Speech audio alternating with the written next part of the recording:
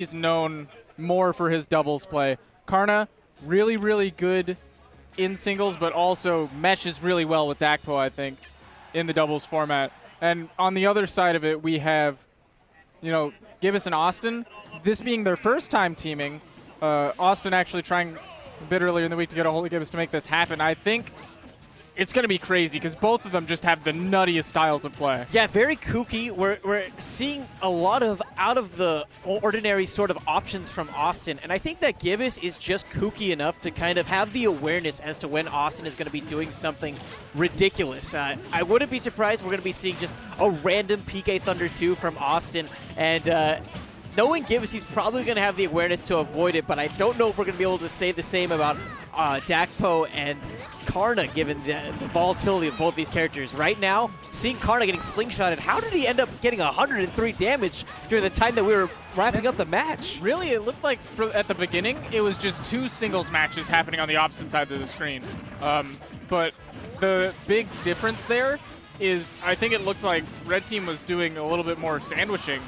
But they really they're really getting that fight taken out of them right now. Oh, you're absolutely right there, neighbor. A big question is, never mind. I was waiting for the moment where Dakpo would be able to make the team plays, worried that his limited mobility might be a factor, but because of his great positioning, he's right there with that sweet spot Shoryu to punish. I never see him miss punishes like that. I don't know how he's able to work Luigi's mobility the way he does to get to there, but Dakpo consistently can hit those upbeats. Speaking with him, for him, it's all about positioning and it's all about threat assessment. And that's why when we talk about the team's format, Dakpo here is the man to watch. Going over to Karna for a minute, like we said, the single superstar really when we look at this entire roster. And we're going to be seeing exactly like, wait a minute, commentators curse, and Awestin ends up taking a stock from Dakpo. Suddenly, this match going horrendously wrong. Blue with a total of 5 stocks as Red is sent down to their final 2. That was one really, really simple mistake. Karna somehow just dropping to his tomb there, trying to get the edge guard, and then Dakpo realized he had to pick up the slack, ended up making an error, trying to go out unprepared against Ness, just loses his stock, and next thing you know, Blue Team is in the lead in what I would call an upset, despite it being 4 amazing players on screen. We have 2 dedicated doubles partners who are known to do pretty well in doubles, who have really good synergy, against 2 first-time teaming, very, very kooky play styles. Yeah, I think that maybe the unorthodox styles that we're going to be seeing from Blue might be throwing a bit of a wrench right now in Dakpo and Karna. I mean, that's such a surprise given how strong this team is, but right there, Dakpo. He finds the equalizer stock, and now this is within striking distance. I mean, as long as both stocks are maintained on the red team, this is an even game as far as I'm concerned.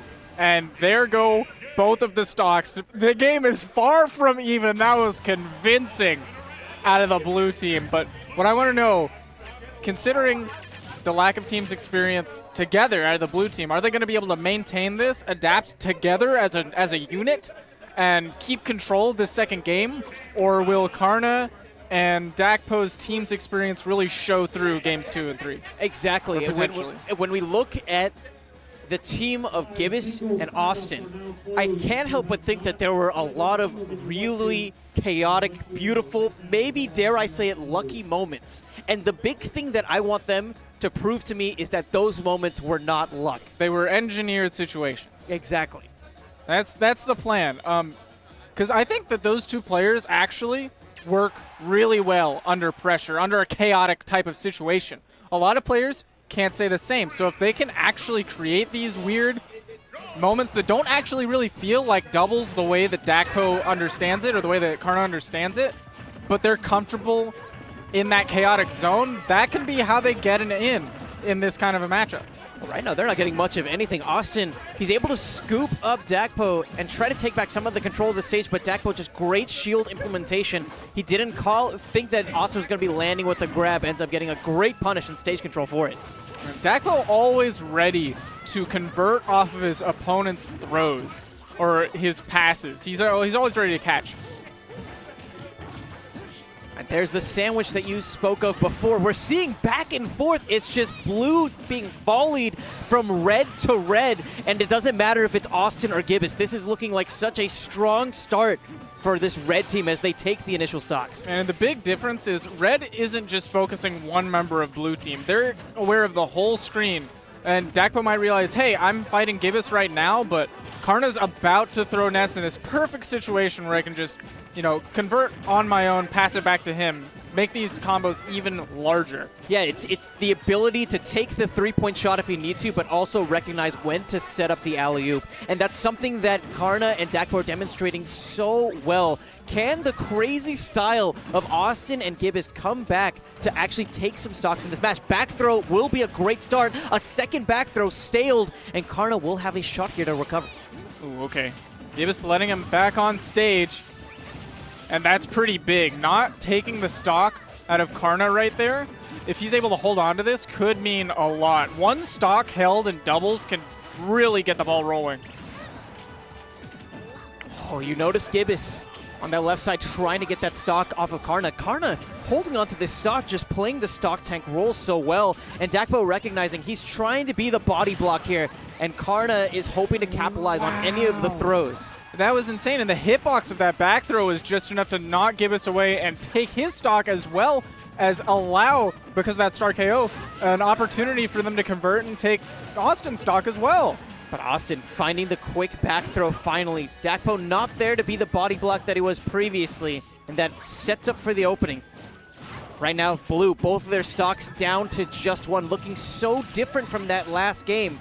They're going to need to find a large moment like they found so many of in the previous games. But meanwhile, Dakpo drops down. And oh no, in an attempt to probably go down and maybe save Awestin, Gibus just, he had the idea to go down there and save him. He didn't have the idea of, okay, what do I do now while I'm down here? And that moment of hesitation was just enough to lose them Awestin's stock, as well as put Gibus in this awful situation he is in right now. Yeah, a 2v1 against these players, you definitely don't want that. What was that team was the combo? silliest setup. I feel like Karna wasn't even ready for that one. Yeah, it was improv, I'm sure, but they improv so well. It's like, oh, we're going for the tornado now. I guess I got to get this up spot. Oh, I'm a bit late, but I mean, still getting the conversions. Yeah, it's welcome to 2v1 combos where everything's made up and the inputs don't matter. Yeah. Right now, you see Neighbor. Well, actually, no, it's just your tag. It's not looking all that good right now. It's not looking very hot, I'll be honest. It's not too great for your boy Gibus. Yeah. Ooh, trying to get creative though. I can commend it. He almost got a stock for the silliness, but Dakpo was there, and we saw a switch from a pretty commanding 2-stock to a pretty dominating, albeit at a high percents. They were in full control of that 4-stock game 2, and that's what I kind of expected after game 1, just with the experience in doubles alone and the experience with these team partners alone. All of that extra comfortability that Dakpo and Karna have right here is just enough to give them that adaptation in game 2. Right. You know, I want to talk to you specifically, Neighbor. When I look at that match, I thought it was so important as for how long Karna held on to that initial stock. Talk to me about what it was that allowed him to elongate that initial life and have that constant life lead on blue throughout the rest of the game. 1 stock in doubles is so insanely big because you holding on to that 1 stock, it was the difference for them that being a 2-stock to 4-stock and 2-stock to 3-stock. 2-stock to 3-stock is almost even in dubs because if you can take out those 2 stocks at the same time, it becomes a 2v1 situation. 4 stocks, not so much. 4 stocks is a huge lead. And the fact that he was able to hold on to it so long just made it so much harder for them to gain any traction. Momentum is a huge thing in doubles. It can swing every which way, but if you have control of it, you have an iron grip with that momentum, it's impossible for your opponents to get anything going. And we're seeing right off the gate a character swap here from Gibus over to Lucario. You do play a bit of Lucario yourself, and we have seen at Super Smash Con just how scary a Lucario can be in teams. Why don't you elaborate on what we can expect from this swap? So really, Gibus's goal is to go in and do as much damage as he can. He's like a frag grenade. He goes in, explodes. He might lose his stock in the process, but then he gets more aura. Meanwhile, Austin's going to have to adapt on the fly to being a stock tank in this kind of a situation, because if he holds stocks, that means that Gibus can come back with fresh ones and continue to abuse the aura. Right, it's when we see that Anubis strategy, something that was demonstrated particularly well. For a minute when I saw Gibus switch over to Lucario, I was half expecting Awestin to pull out a pocket Lucas. I mean, even if he has the Nest, he'll still be able to do the same healing strategy. It might even work out a little bit better because Awestin has a more consistent grab that can get opponents away, more consistent get off of me options. You know, he can stock tank a little bit better maybe. Well, he's doing exactly what he needs to right now. Again, Gibus, his role is simply the entry fragger. It doesn't matter if he loses stocks. And right there, exactly what you touched on. The moment, and they were able to absorb, take back some damage, and that allows him to survive the F-Smash punish from Karna. Okay. I mean, really, both of these teams are showing that ball hogs are not allowed in doubles. You got to be ready to pass your partner. You got to be ready to work with your team. Still, I can't help but notice stock count tied actually now in favor of red here. Oh, and that was... what a heavy advantage it is now. Only 3 remaining for blue. But again, Anubis, still something that we need to talk about. I mean, it was such a big risk for Gibus to try to land on a Mario brother like that, but it would have been such a big reward as well. Able to connect an Aura Sphere up smash to gain another stock lead if he had. And worst case scenario, if he does lose that stock, he's still loaded with aura from losing a stock. Now, if you're Gibus, who do you square off against? Are you more comfortable playing against Luigi, or do you want your one-on-ones to be against Karna? I think he would be a little bit more comfortable against the Sheik because he is able to get slapped around a little bit, gain the aura, but it's so much harder, especially in the chaotic environment the doubles can be, and especially with a partner there to save and bail you out. It's a little bit harder for Sheik to convert into these KO options. Lets him just build and hold on to that rage. Meanwhile, against the Mario Brothers, really kind of invalidates a lot of Lucario's options. He wants to land these tricky Aura Sphere setups. A well-placed up smash just invalidates all of that, as well as Luigi's Nair. Because Lucario doesn't have very many fast moves, just really puts him in a bind. And that once dominant lead looks all but tied up. Again, we're seeing Karna trying to play a bit more reserved here. He doesn't want to lose that stock and force the share stock option, especially not in this critical final game.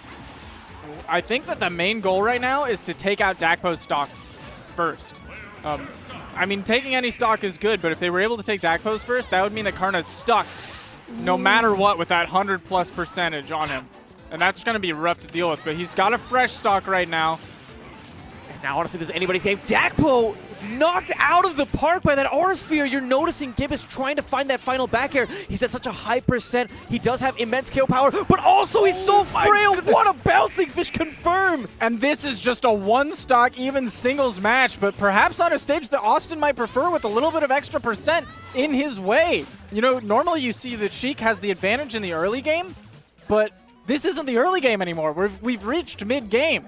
You know, you're absolutely right. Again, though, with Karna and how crisp his combos are, this should be an even game in the blink of an eye. But whenever we talk about the potential to actually end the stocks, it's definitely in Austin's court. He's about 60% of the way there right now. If he tacks on a little bit more percentage, we're looking comfortable with that back throw KO option. The main real problem here is Awestin is just dancing around Karna a little bit too closely, I feel.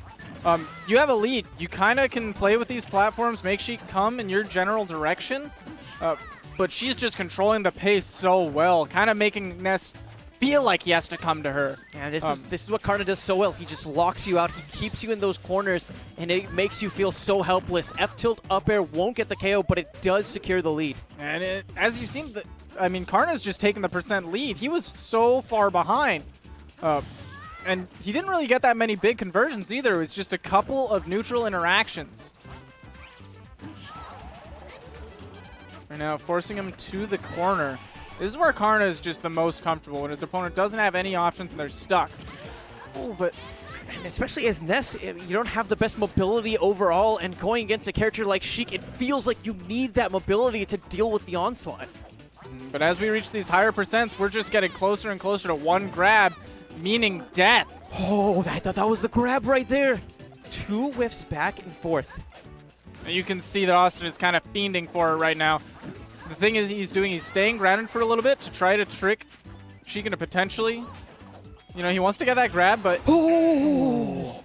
The other thing he was definitely looking for is that up air. Because if he saw that he didn't connect the grab, what he would do is he would take to the skies, even use his double jump, kind of try to bait Sheik to come up after him, and then come down with that big